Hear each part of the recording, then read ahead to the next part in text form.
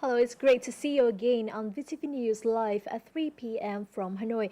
I am Dai Chang and let's check out our latest updates for the hour. Da Nang City honors local volunteer blood donors. Seafood farmers face difficulties due to price decline.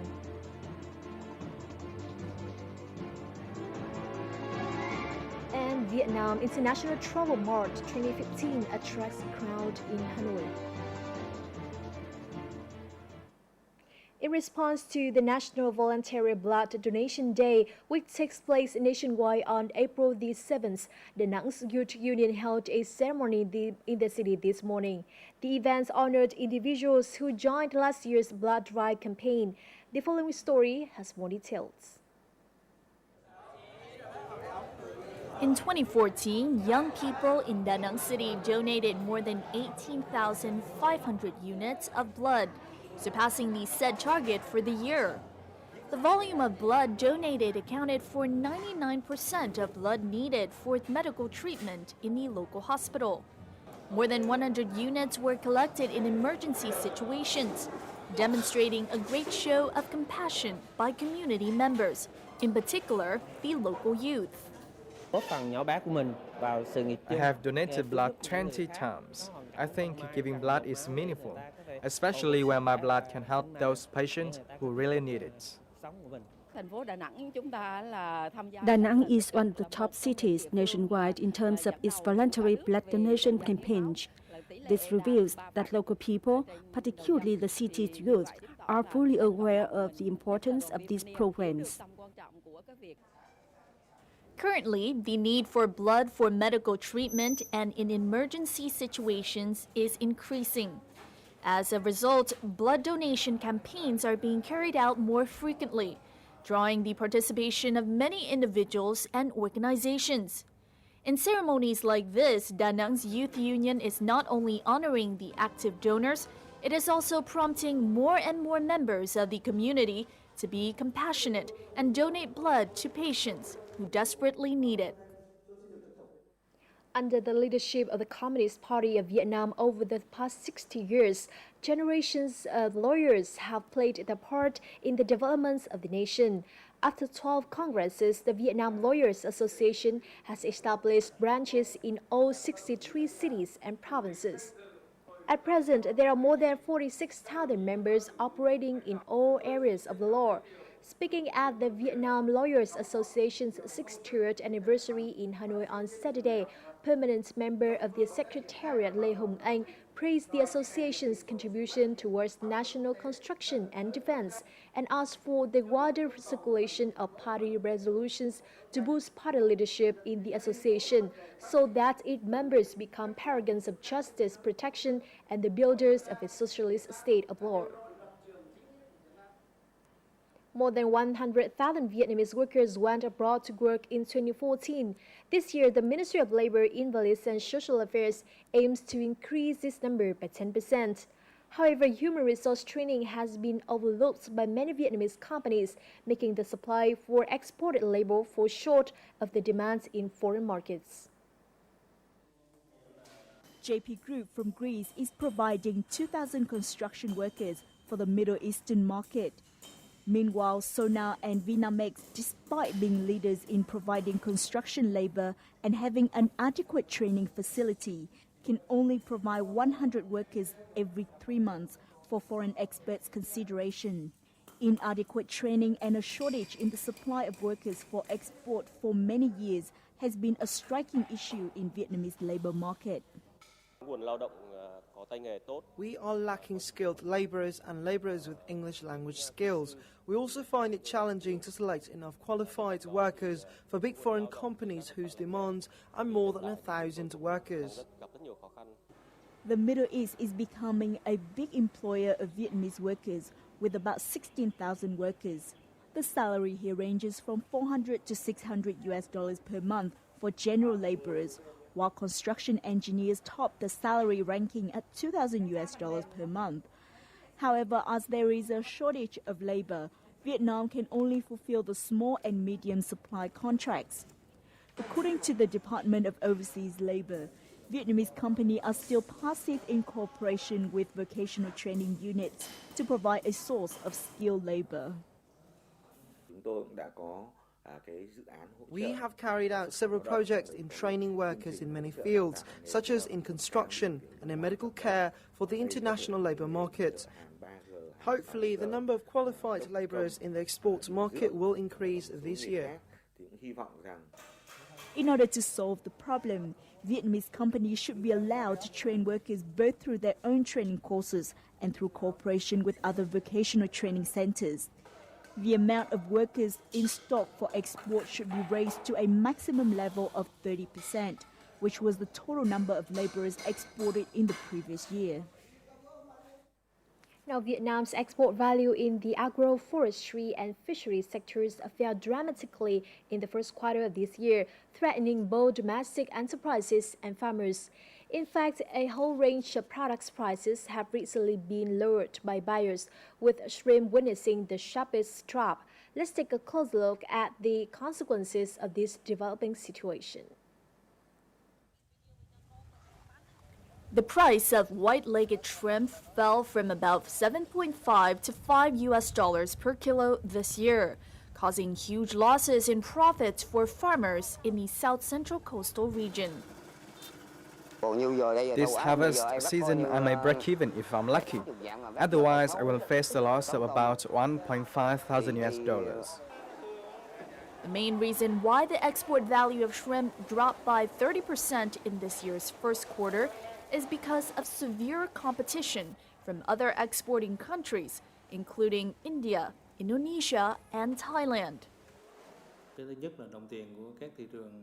Because most of the importing countries' currencies have depreciated against the US dollar, their purchasing power has been greatly reduced. This enterprise has had to diversify its range of products and improve its quality standards in order to expand its market share.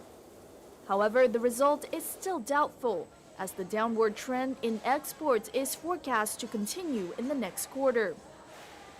Many businesses have called for the authorities to simplify the administration procedures in exports and imports in order to support the shrimp suppliers.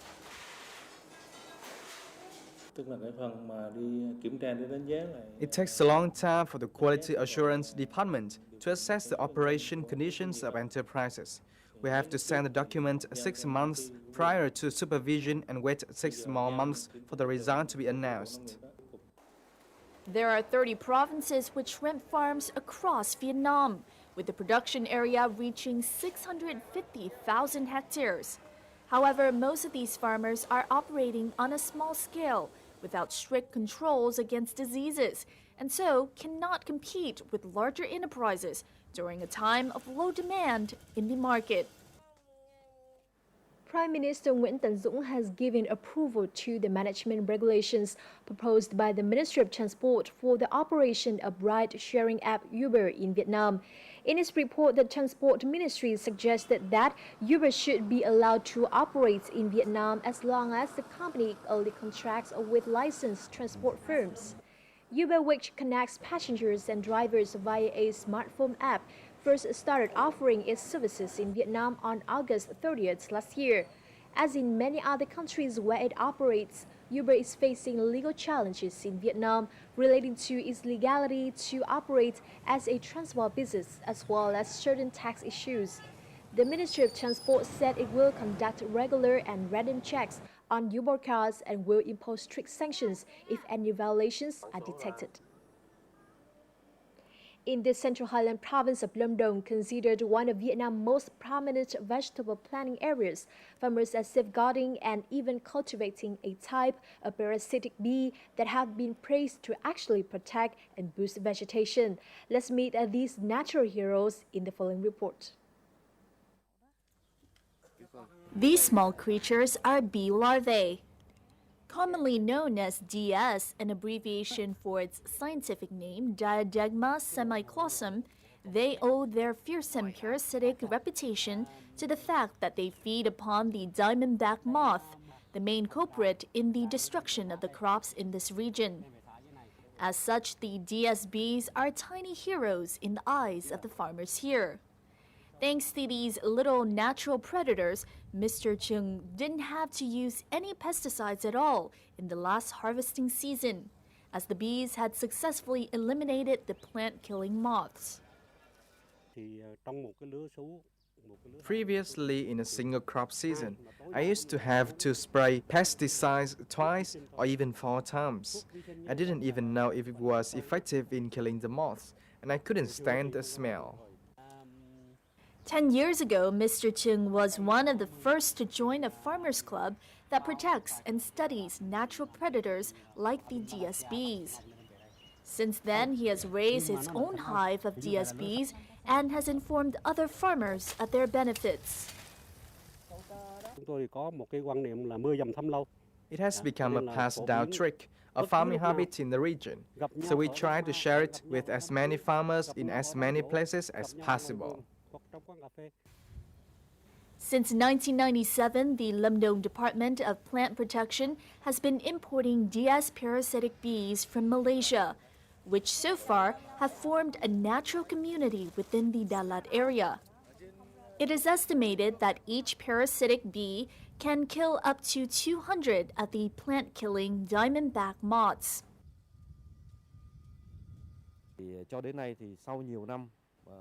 To date, we have been able to establish DSB communities in Dalat, as well as in fields in neighboring areas. The control of pests like the diamondback moth is no longer the big concern that it used to be. Such natural predators have not only saved Lemdong's farmers from unnecessary costs in pesticides, they have also steered agricultural production in the region towards a pesticide-free and safer future. Prolonged drought in the Central Highlands region has caused many rivers, lakes, and ponds to dry up. This is seriously affecting agricultural production, local authorities have reported. In Dak Nông province, nearly 11,000 hectares of coffee plantations are suffering from a shortage of water due to the drought. While many short-season crops have been destroyed, other crops such as coffee and pepper are being severely affected. Currently, the water volume in many reservoirs are dropped to 50 to 70% of their designed capacity. Related management have reported that if by the end of April the situation has not improved, the area will face an even bigger loss, which may double the current figure of $30 million. To cope with this situation, the Dak Nông provincial authorities have mobilized all available forces to dredge canals and repair irrigation works. Many large pumps are being used throughout the province to take water from dams, lakes, and ponds to water the crops.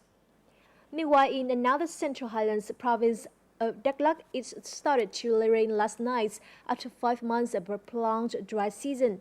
Lasting just for 1 hour and with only 20 millimeters of rainfall, this will nonetheless offer fresh hope to the drought-hit community in the region. According to the Provincial Hydrometeorology Center, this is the first rain to fall in the region since November 2014. The rain has provided a small respite from the many months of drought and has helped irrigate the thousands of hectares of coffee and other crops in the area. Also, it has somewhat alleviated the worries of water shortages for the people living in Bumatu City and the surrounding areas. Coming up next on VCV News Live, custom-made prosthetics make a difference for bomb and mine victims in Ha Sang Province. And Vietnam International Travel Mart 2015 attracts crowd in Hanoi.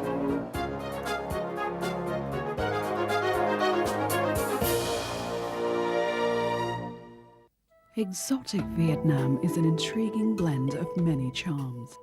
This land is where all manner of stunning landscapes await like a visual feast. rivaled only by the beauty of its people and their abundantly rich tradition and culture. Here is where you can relive the past in richest color or live it up in the bright lights of the big city. With so much more to offer, Vietnam is simply unforgettable. Welcome back to VTV News. Now, the International Day of Mine Awareness, which occurred yesterday, or April the 4th, marked the importance of mine and bomb detection in mitigating the consequences of war. However, equally important is providing assistance to the victims. The following story will take you to Ha Giang province, where prosthetics are making a huge difference in the everyday lives of the victims of unexploded ordnance. Bao Van Tai and his family have been depending on this motorbike transport business for their livelihood since 2000. After a mine accident took away his leg, social organizations provided him with 3 different prosthetic legs, and without them, Tai would not have been able to ride. I did not originally think of the prosthetic leg option, so the first one was not a really good fit. I learned from that experience and made one that suited my needs. Then I finally found a perfect, comfortable third one in Vị Xuyên last year. For mine victims who have to travel through the mountainous terrain of Ha Giang every day, their prosthetic must be designed for comfort and convenience and must be tailored to their daily life activities. Vị Xuyên Prosthetic Factories produces these essential items, which are invaluable to those that use them. Notably, this project was made possible by the assistance and funding of the Vietnam Veterans of America.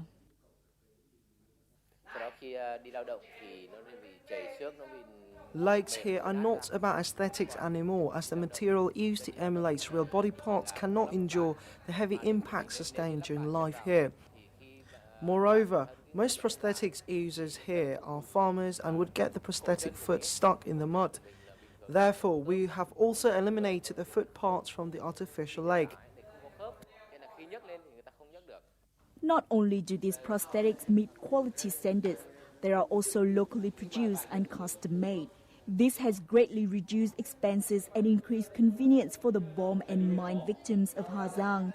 More importantly, it also reflects the sense of responsibility and kindness from domestic and international social organizations in war remediation. After 4 months of renovations, the United States Consulate General's American Center in Ho Chi Minh City has reopened its door to welcome an increased number of visitors with updated and modern facilities.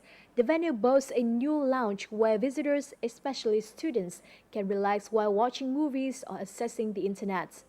The center is a venue for people to learn about American culture, practice the English, and receive free and unbiased advice from educational opportunities in America.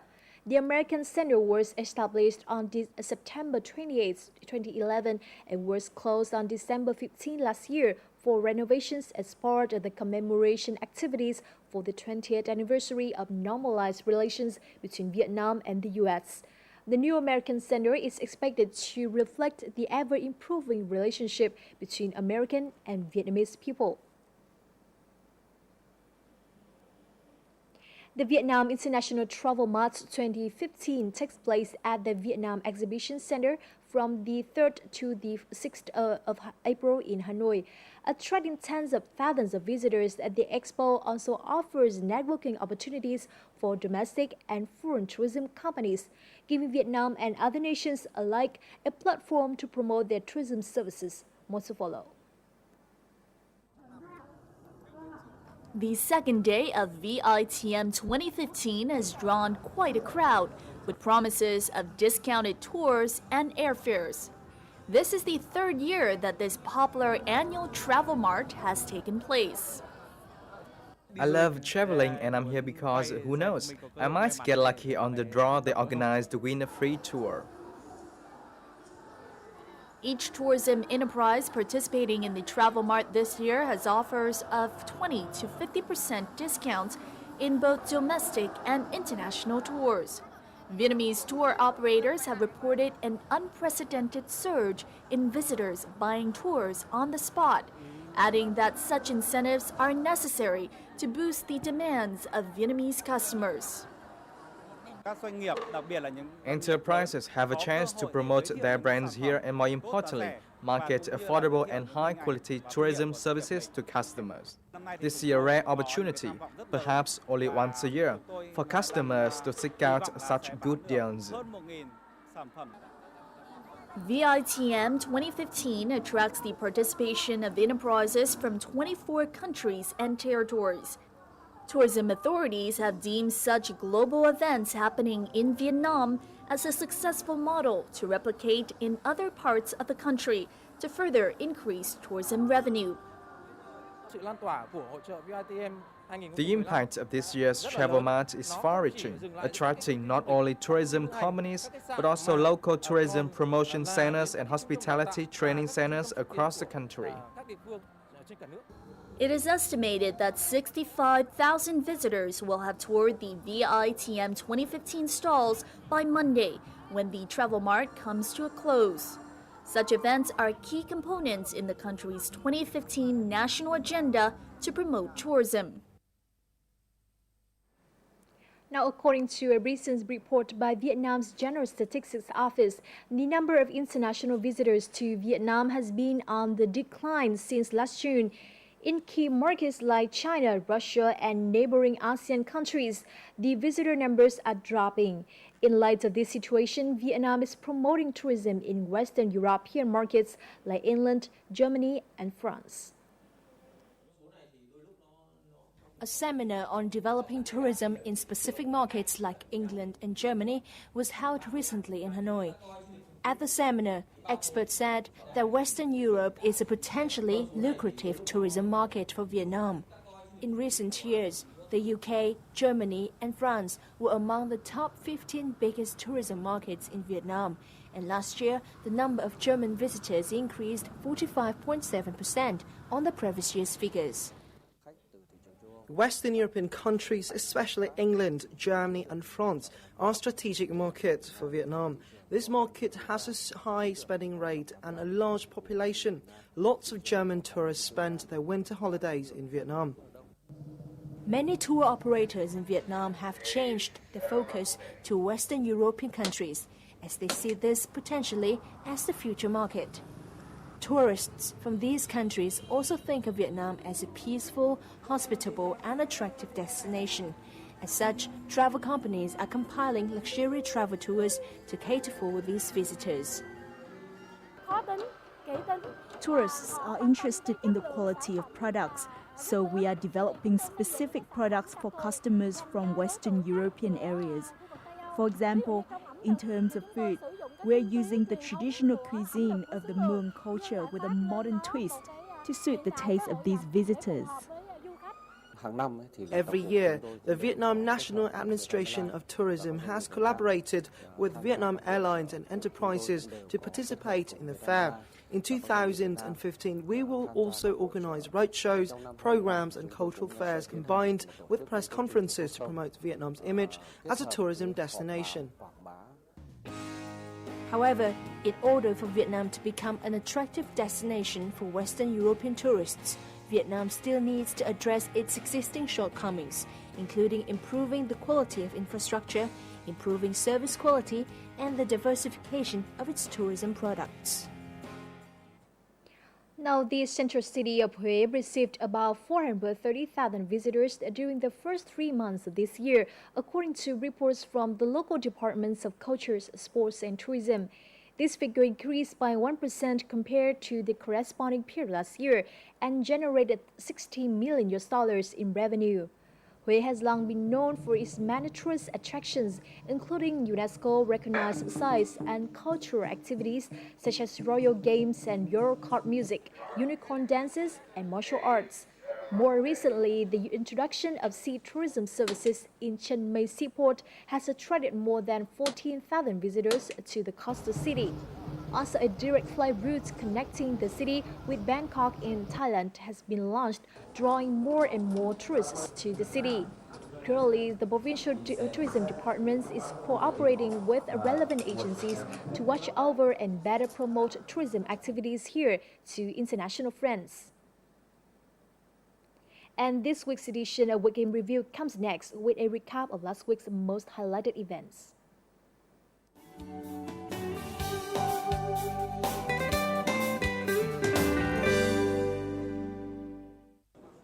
The 132nd Assembly of the Inter-Parliament Union and related meeting has wrapped up this Wednesday in Hanoi, Vietnam. As expected, the Hanoi Declaration titled The Sustainable Development Goals, Turning Words into Action was officially adopted at the closing of this event. The declaration highlights the need for Parliament's and decision-making process to be strengthened for better realizing the new Sustainable Development Goal. During the 5-day working of the 132nd IPU Assembly and related meetings, the member countries adopted 3 draft resolutions regarding cyber warfare, water governance, international law relating to sovereignty, non-intervention in the internal affairs of state and human rights. The declaration emphasized IPU parliamentarian responsibilities in holding governments accountable for the goals they have subscribed to and to make sure related laws to be passed and budget adopted.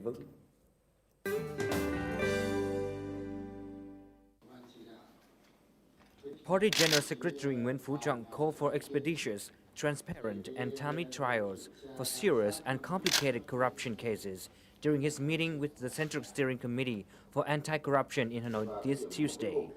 The General Secretary also discussed anti-corruption plans within individual ministries, sectors and localities in 2015 and reviewed progress on a number of specific corruption cases and credit activities at 4 major state-owned commercial banks.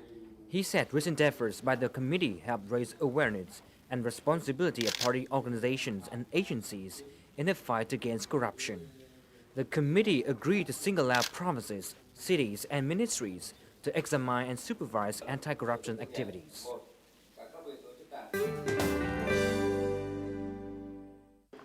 A meeting to boost collaboration in the management of the economy was held this Tuesday by the Ministry of Investment and Planning, Finance, Industry and Trade and the State Bank of Vietnam.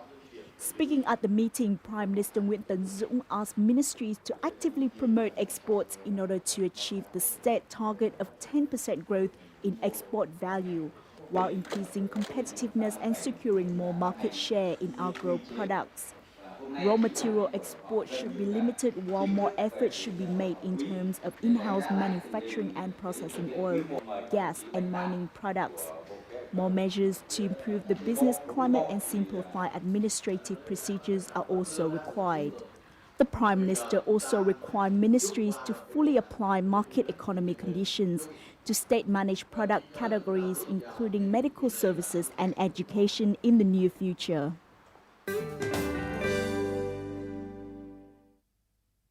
The Steering Committee for the Northwestern Region, in collaboration with Sơn La Province People's Committee and the Vietnam Bank for Social Policies this week, organized a conference to promote investment and social welfare in the area.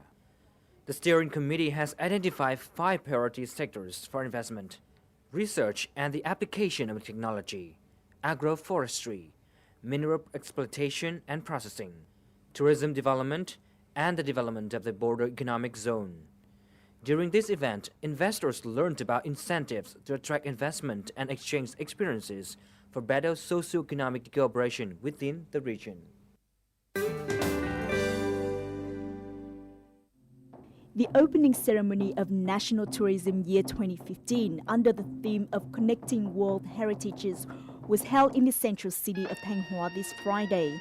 The opening ceremony introduced a number of UNESCO-recognized cultural heritage sites, some of the most popular destinations in Vietnam. It also highlighted the country's key cultural events and a link in tourism development among various localities throughout World Heritage sites. And now, VTV News will continue with the weather updates.